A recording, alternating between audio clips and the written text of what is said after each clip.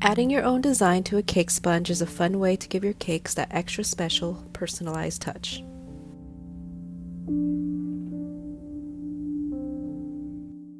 First, we're going to need a design. You can search for one online. If this is your first time, I suggest starting with something a little more simple. This can get a bit time consuming, but trust me, the end result is so worth it. You can search for characters, patterns, or any type of design to match your occasion.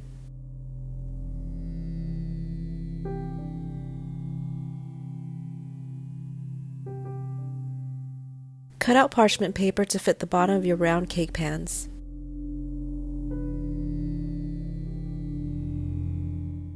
I'm using edible marker to trace my design onto the paper. Doing so will allow me to pipe my design directly onto the traced pattern. If you don't have edible marker, you can use a Sharpie, but since we don't want that to come in contact with our food, what you can do is trace it onto another piece of parchment paper and then use that as a template. Temporarily secure another blank parchment on your template. You should be able to see the design through the parchment and you can pipe your design right on top. So I'm going with the floral design for Mother's Day. I'm going to freehand my sketch, but I'm using these flowers I found online for inspiration.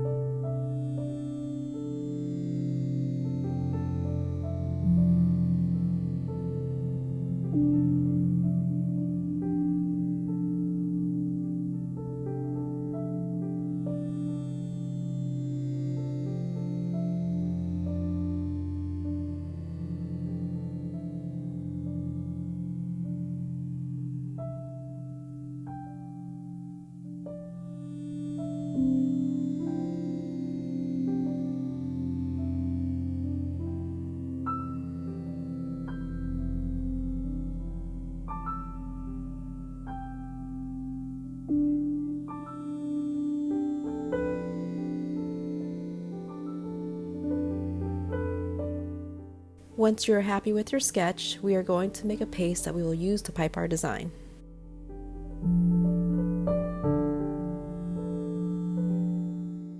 The paste is actually really easy to make. All you have to do is make sure your butter is soft and then combine all your ingredients and mix until smooth. The reason I use a separate paste recipe rather than dyeing the actual cake batter is because as the chiffon batter sits, it loses the air that we incorporated into it. The more time you spend piping your design, the more deflated the batter will be. As a result, your cake won't be as fluffy or airy as it should be.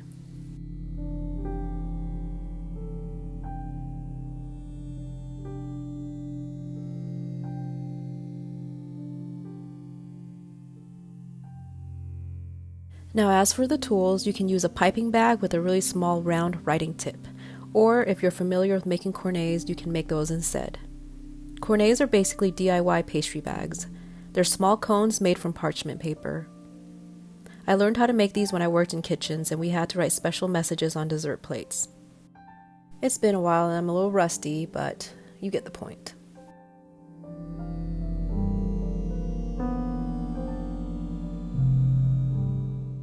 Divide up your paste and make as many colors as you need. It doesn't seem like much, but you only need a small amount of each color. I always have more than enough for one 6-inch cake.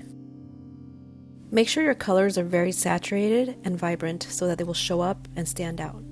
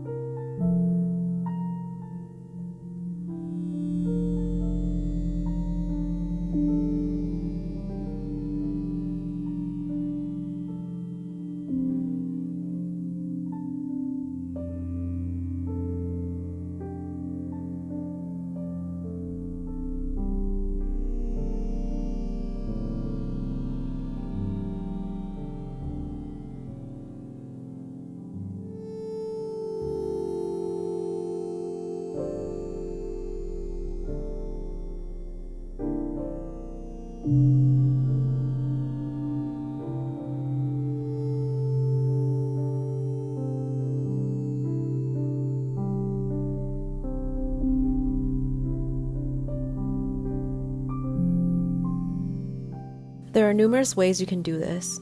I like to trace my design with black or a darker color. This works well when you want the details to pop.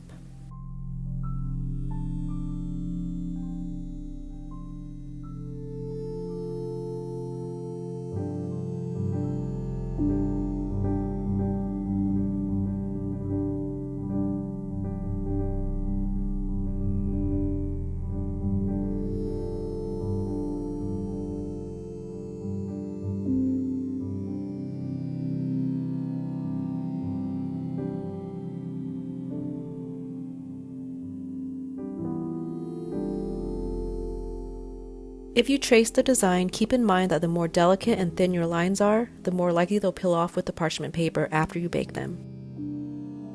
So I reinforce my lines by adding more of the paste on top, like I'm doing here.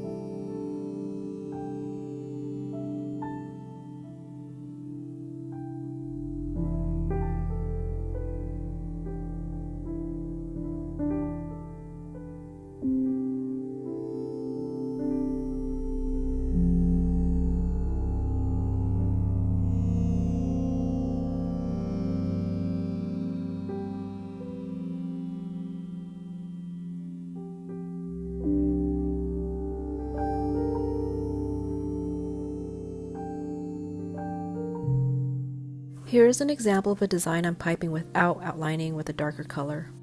If you are using edible marker, the marker will transfer directly over to your cake, which is nice if you want your details to be outlined with more fine lines.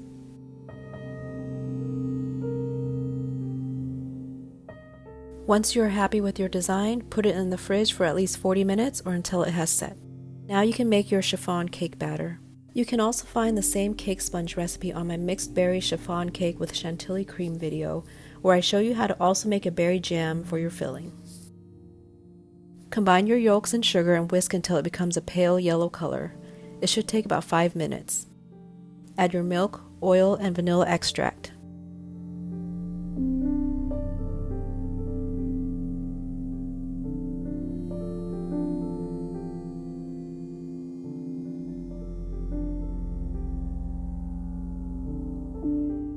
Then sift in your flour, salt, and baking powder.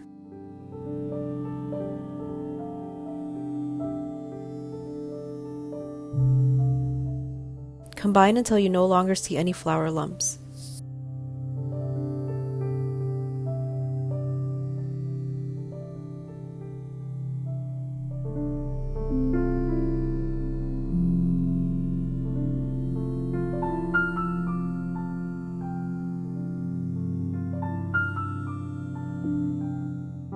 In a separate clean bowl, beat your egg whites and cream of tartar until it becomes frothy.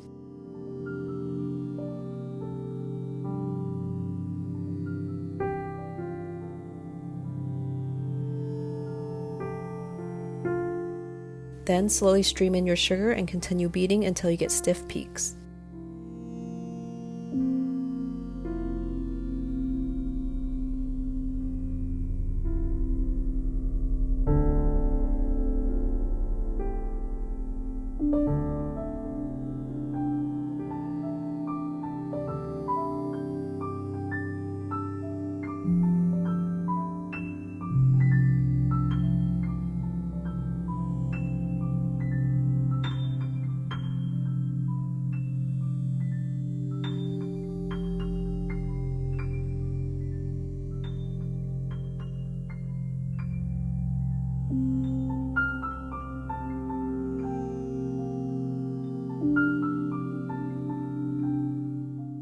Gently fold your yolks into your whites.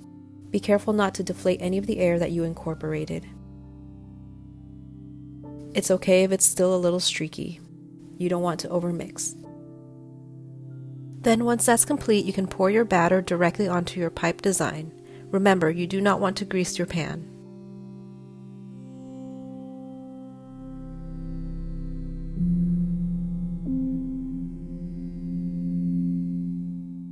This recipe makes 2 6-inch cake rounds. Bake at 350 degrees for about 25 minutes. You want to remove it as soon as a toothpick comes out clean. Don't overbake it. You don't want the bottom of the cake to get too dark.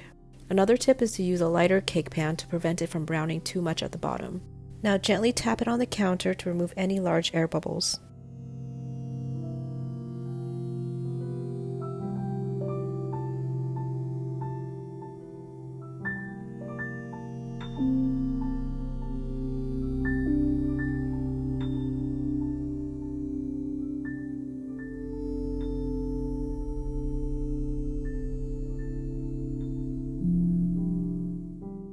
Once the cakes are done, take them out and let them cool upside down so that they don't collapse. Once cooled, run a knife along the edges and remove the cakes.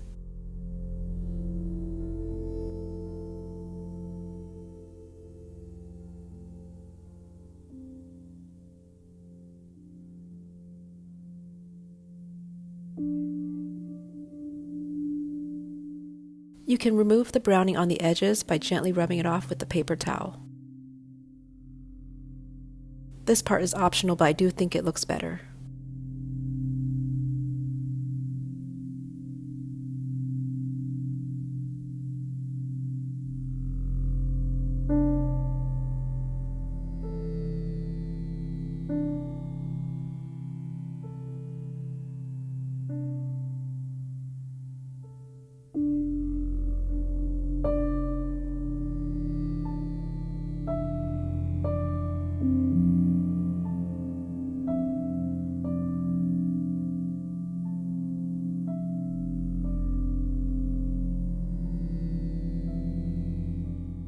And now for the big reveal.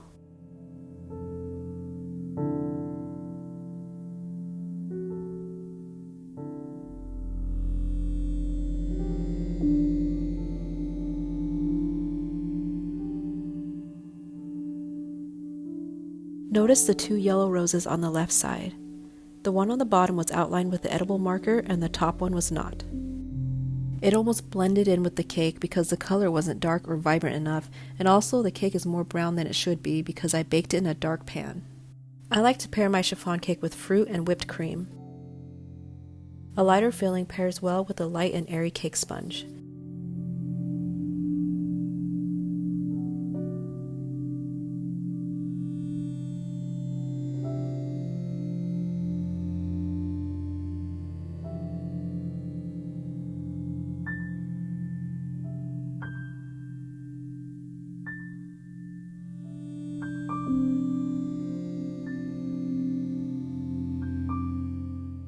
Make sure your cakes are completely cooled before you fill them. I'm going with a naked look because we want to show off our beautiful design that we worked so hard on. Since there isn't much filling between the layers, I like to serve my cake slices with an extra dollop of whipped cream.